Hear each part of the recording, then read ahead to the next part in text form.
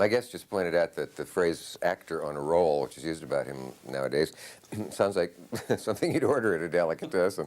But he is hot, completing the food metaphor. I guess you know him probably best from Roseanne and most frequently.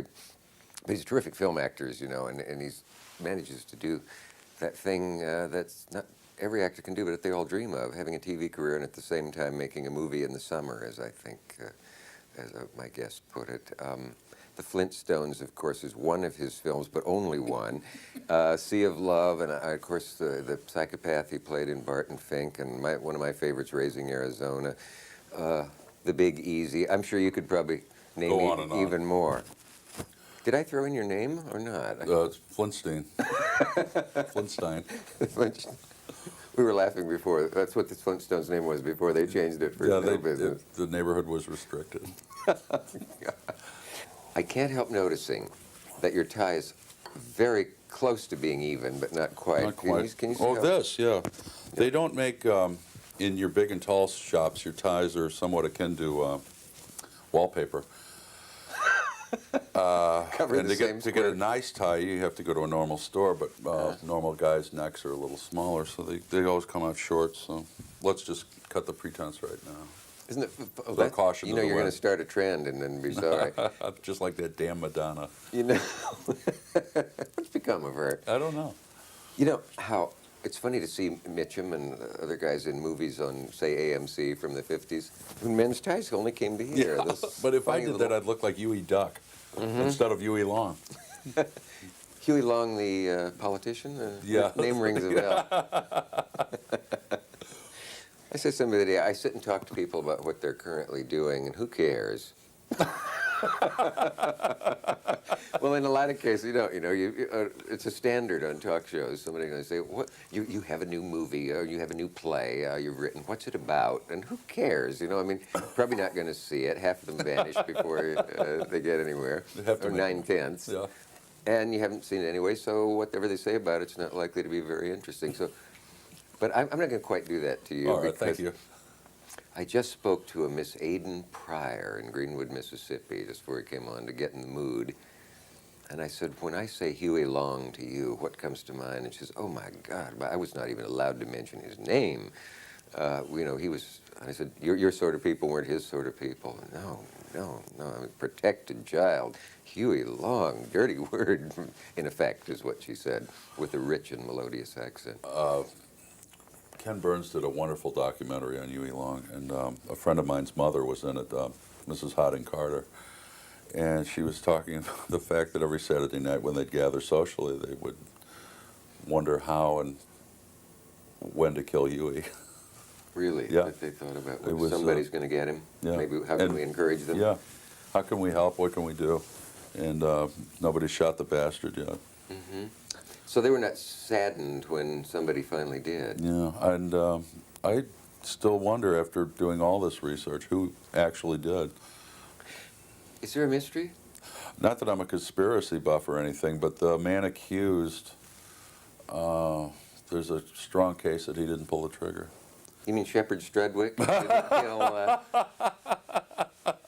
Oh, we're off on a whole different tangent here. for non-movie idiot savants, Shepard Strudwick is the man who, Who shot Liberty Valance. in All the King's Men, is the guy who stepped out of the phone booth, I believe, if memory serves, as it so It frequently usually does. does, yeah. But have you had to, it must be fun, isn't it, in a way, kind of to immerse yourself in Louisiana politics and... Oh, Lord. It's like a mud bath. Yeah. It's great fun, though. I feel sorry for the people of Louisiana. Well, the question, of course, becomes how to get elected if everybody hated him, but they obviously... Well, they're working on a governor right now that most of the people dislike. Mm-hmm. Governor Edwards, who's a swell guy, by my account. But it's tricky. This, I think, is his fourth term. And his slogan was, elect the crook, it's important. Mm-hmm. Well, if more politicians admitted they were crooks, probably they would be. It would be hard to know. Yeah, well, he says not it. to vote for. And speaking of things Louisiana, I'm currently working on Streetcar Named Desire. Yeah. Elysian to Fields. plug myself. Yeah, 623 Elysian Fields. It just came out of the blue, and I grabbed at it. And this is my last chance to do the play. I'm playing Mitch.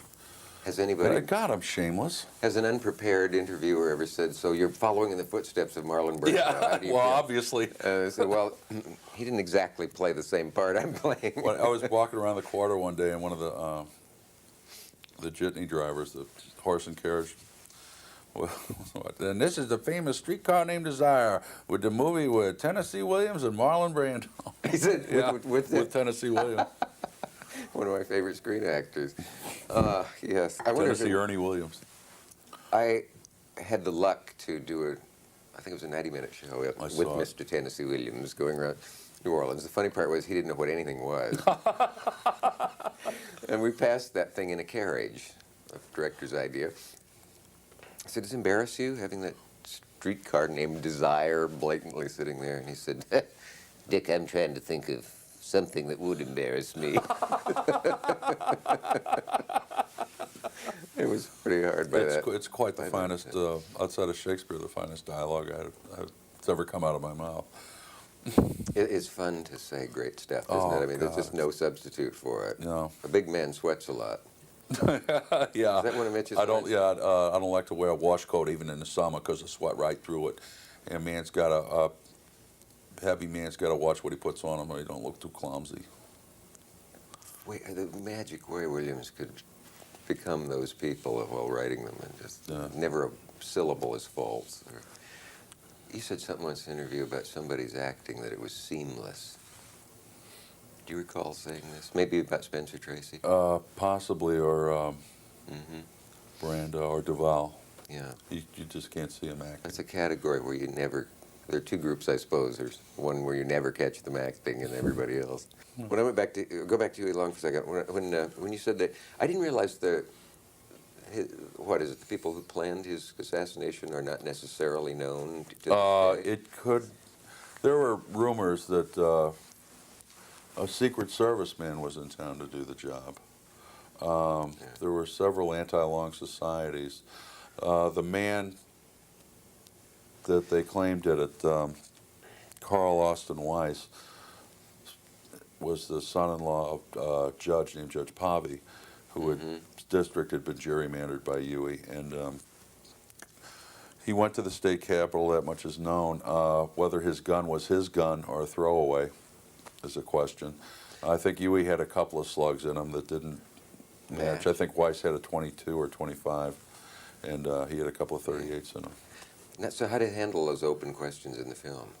We gloss over them.